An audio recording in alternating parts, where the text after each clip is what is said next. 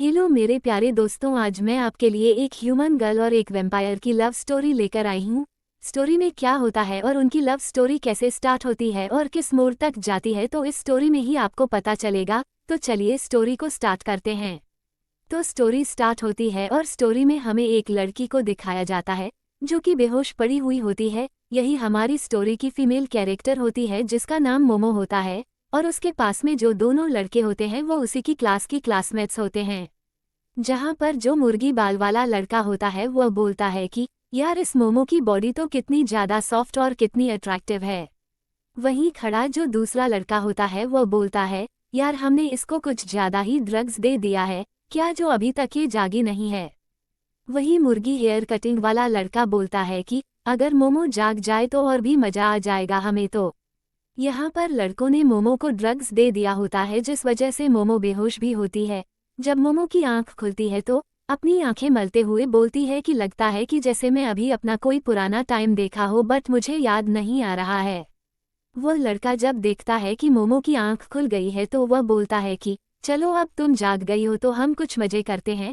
इन लोगों को देखकर मोमो एकदम शॉक हो जाती है, बोलती है कि ये दोनों तो मेरी क्लासमेट सी है ना, वेट ये कैसे हो सकता है, क्या मैं मरी नहीं हूँ।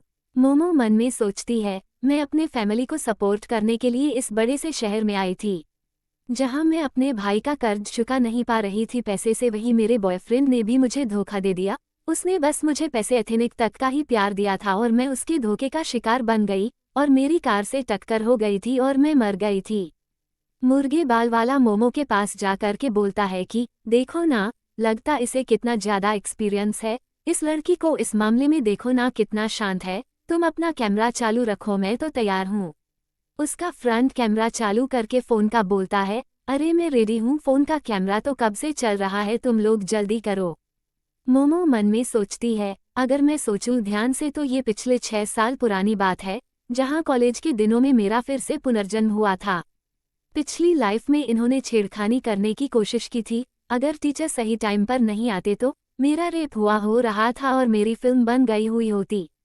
वो लड़का अपनी बेल्ट खोलते हुए बोलता है चलो हम लोग कुछ खेलने ही वाले हैं तो कुछ बड़ा खेलते हैं। मोमो दांत पीसते हुए गुस्से से बोलती है अपने मन में कि पिछली लाइफ में मैं बहुत ज़्यादा हेल्पलेस थी बट इस लाइफ में दूसरों पर डिपेंड नहीं रहना चाहती। मोमो लड़के के हाथ से बेल्ट छीन लेती है जिससे वो लड़का डरते हुए बोलता है मोमो तुम्हारी वापस लड़ने की हिम्मत कैसे हुई। अपने दोस्त को बोलता है अरे तुम क्या कर रहे हो, जाओ और उससे छीन ले आओ। उसका दोस्त बोलता है ठीक है।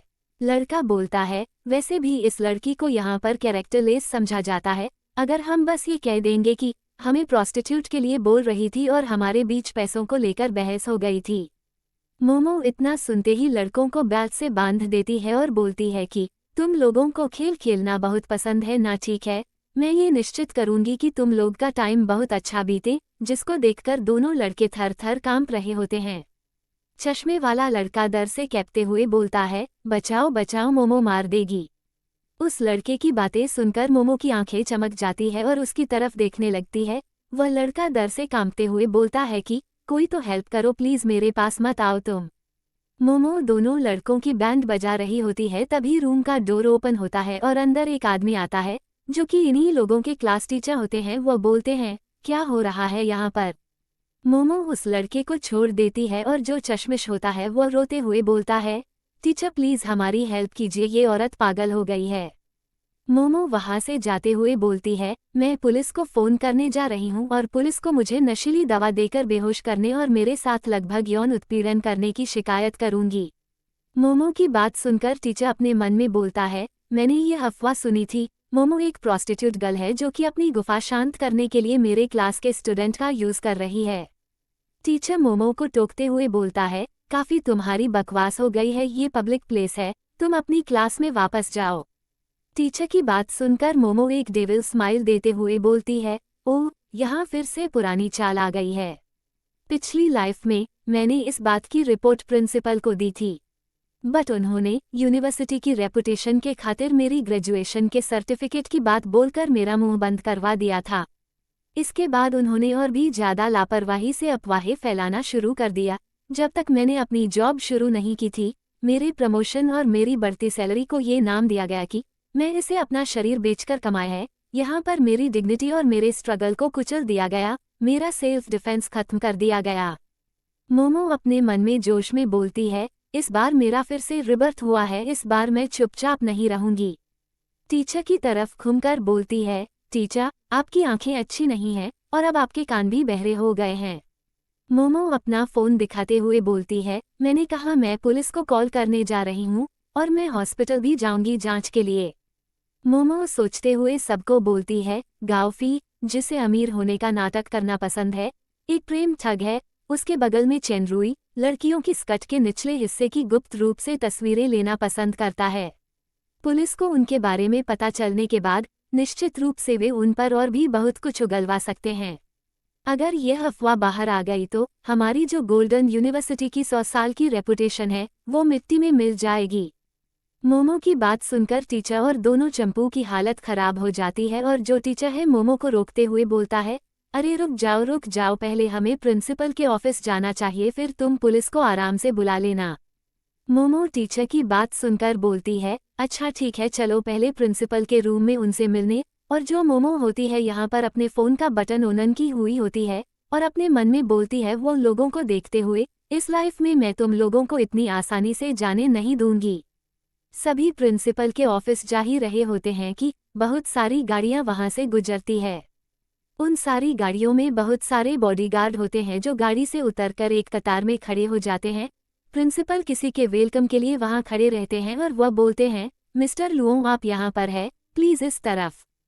तभी प्रिंसिपल की नज़र अपने सारे स्टूडेंट और टीचर पर जाती है तो वह दंग रह जाता है और मोमो ये सभी को देखकर बोलती है, ये कैसा सीन है, यहाँ पर प्रिंसिपल ने प्रोफेशनल तरीके से वेलकम भी किया है, आखिरकार कौन है कार में। प्रिंसिपल हाथ के इशारे से अपने टीचर को बोलता है कि तुम जानते नहीं हो आज कौन सा दिन है, इन गंदे स्टूडेंट को यहाँ से दूर ले जाओ। टीचर डरते हुए प्रिंसिपल को हाँ बोलता है और अपने मन में सोचता है कि अरे मैं कैसे भूल गया, अगले मंथ ही तो यूनिवर्सिटी की एनिवर्सरी के लिए यहाँ के मैनन शेयर होल्डर आने वाले थे, क्या उनसे डायरेक्ट हमारी मुठभेड़ हो गई। एक बॉडीगार्ड मैन कार के पास जाकर डोर ओपन करता है जिसमें से एक आदमी का पैर बाहर आता है, उसके खूबसूरत जूते, उसके बाद हमें उसका हैंडसम सा चेहरा दिखाया जाता है जिसके बाहर आते ही उसके बॉडीगार्ड उसके लिए छाता लेकर खड़े हो जाते हैं। हमारा हैंडसम सा हीरो चलते जा रहा होता है बट वो चलते हुए अचानक से रुक जाता है।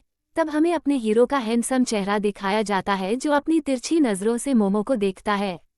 हमारे हीरो के अचानक ऐसे एक्शन से हमारी हीरोइन यानी मोमो का रिएक्शन सामने आता है। वह शॉक हो जाती है और ब्रश करते हुए बड़ी आंखों से देख रही होती है और मन में बोलती है, इस आदमी का स्वभाव काफ़ी पुराना लग रहा है, वो कौन है, वो मुझे क्यों घूर रहा है। आगे की स्टोरी अगले पार्ट में देखेंगे कि क्या होगा।